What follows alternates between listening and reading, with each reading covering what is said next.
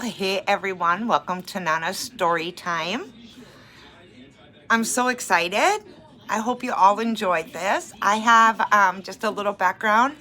I have been doing this since March of last year with the lockdown, and I thought this would give some parents some quiet time because so many kids were at home. So grab a blankie, cuddle up, and let's have story time. We're going to read the legend of the Sleepy Bear. Are you ready?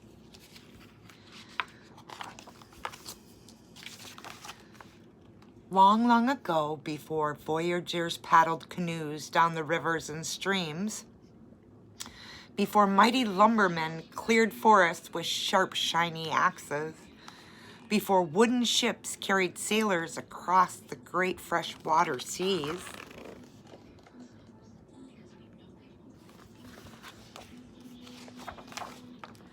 there was a beautiful forest near the edge of a mighty lake.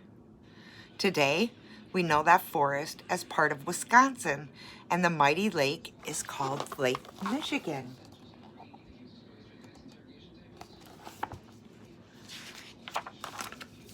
But this was a time before many places had names or people.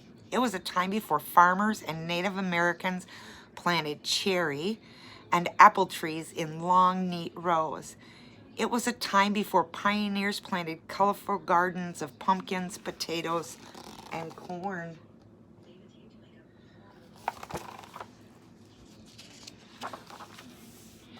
In the forest near the edge of the lake lived a mother bear. Her fur was blacker than the darkest night, and her eyes were large and round. Mother Bear had 2 cubs, and they were very soft and playful. The 3 of them lived together in a small, cozy den nestled among bluebells and buttercups.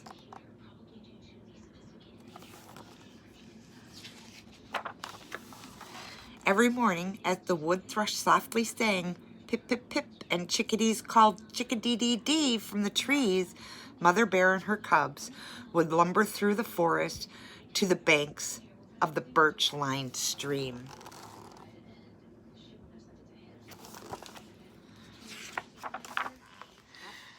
Deer would gently bend their slender necks to sip the cool water, and raccoons would quickly wash their faces. Mother Bear and her cubs would step carefully into the stream. As the fresh, clear water trickled by, Mother Bear would teach her cubs how to snatch plump, colorful trout for breakfast.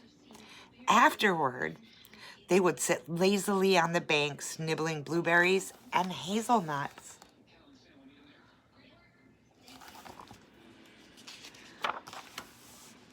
Every afternoon, Mother Bear would lead her cubs through the forest to the edge of the mighty lake. This lake was so big they could not see the other side, and the water seemed to disappear into the sky. The bears would frolic along the sandy shore, happily splashing in the shallows and chasing herring gulls. They tugged at each other's tails and took long, cool baths. Every evening, Mother Bear led her cubs back to their warm, cozy den, where she cradled them in her big black paws and held them gently while they went to sleep.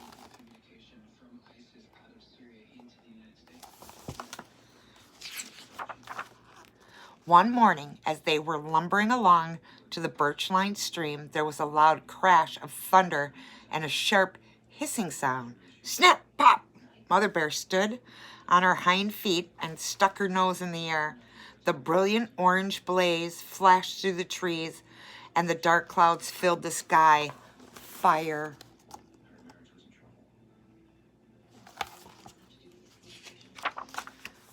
Mother Deer rushed her cubs to the banks of the stream and ordered them to follow it to the shore of the mighty lake.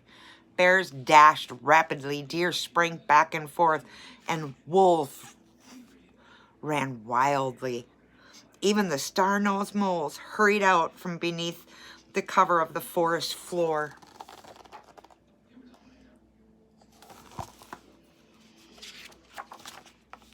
As they reached the shore, Mother Bear gathered her cubs and shouted, "Children, we must go. We must swim across the mighty lake. My children, I love you so." They leaped into the water and began to swim. The lake was very deep. The water was cold. The waves were tall and the wind was strong. They paddled hard and fast.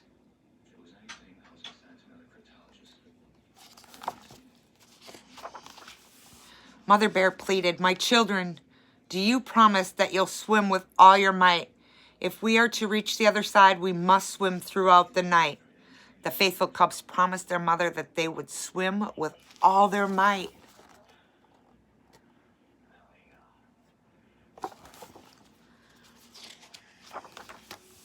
They swam and they swam.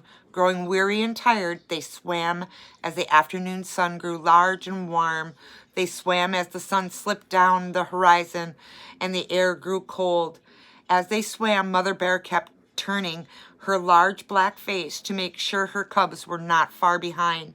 She watched as their paws struggled against the water, and as their soft round faces became smaller and smaller between the waves of the mighty lake, Mother Bear grew worried. Soon nighttime fell upon them. The sky grew dark and the stars began to shine. Suddenly the air seemed quiet and the water became very still. In the distance, Mother Bear heard the thrill of a screech of owls and the howling of timber wolves. Mother Bear kept looking back as she swam throughout the night. Though her tired eyes, she noticed the morning sun was beginning to rise and cast its bright rays upon the deep blue water. She looked back once more, but could not see her cubs.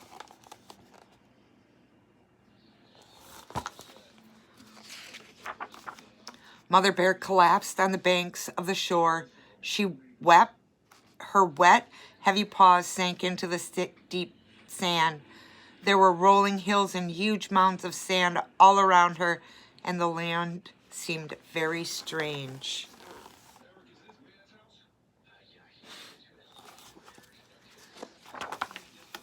Mother Bear paced up and down the water's edge, but her cubs were nowhere to be found. Her wet fur gleamed in the fresh morning sunlight, and the tears shone in her eyes. Mother Bear cried, "My children, are you coming? You are strong and you are clever. My children, can you hear me? I will wait for you forever."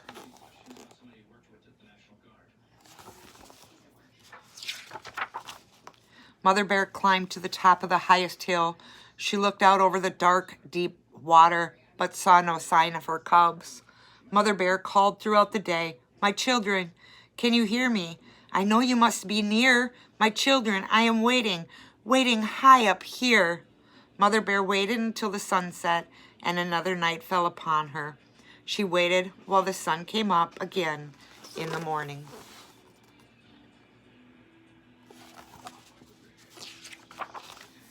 She waited while wild pink roses bloomed all around her, and while baby white-throated sparrows learned how to fly. She waited while the grasses on the distant dune became yellow and dull. She waited while the leaves fell from the beech trees.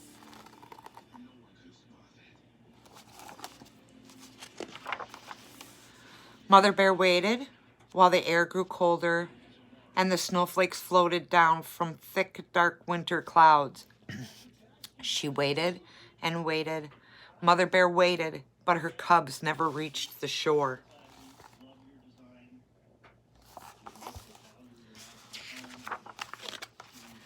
And high upon the hill, Mother Bear fell fast asleep in her sorrow. Years passed, and the winds of Lake Michigan blew blankets of sand upon her, keeping her warm and safe in her slumber.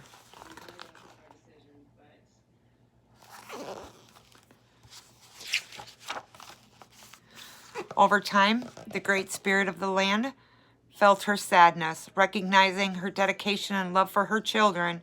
With a tremendous gust of wind, the Spirit brought the cubs near shore, raising them out of the water as two magnificent islands, placing them forever within the watchful and caring eyes of Mother Bear.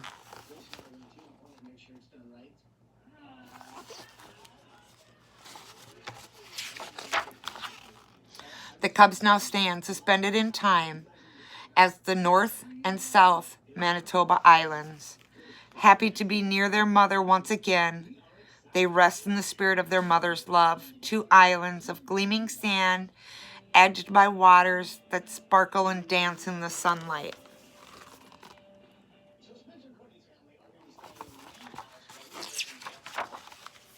Now Mother Bear can finally rest with great happiness, knowing her cubs are near, and today, when the world is quiet and the sun begins to set, you can still hear her voice echoing in the wind that blows across Lake Michigan.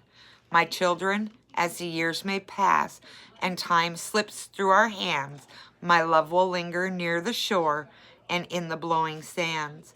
I'll send you kisses in the wind to let you know I'm here, sleeping near the water's edge. I am always near. My children, you can rest assured that we are now together and I am watching over you and loving you forever.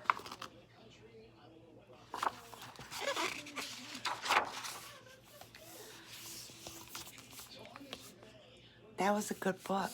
Did you like it? I liked it. I got a little sad there for a little bit, but then there was a happy ending. And littles, don't forget, wash your face, brush your teeth, and make sure to give Mom and Dad lots of hugs and kisses goodnight. Thanks for stopping by Nana's Storytime by Celeste. And make sure to subscribe, okay? And have a wonderful night. Sweet dreams, everybody. Bye now.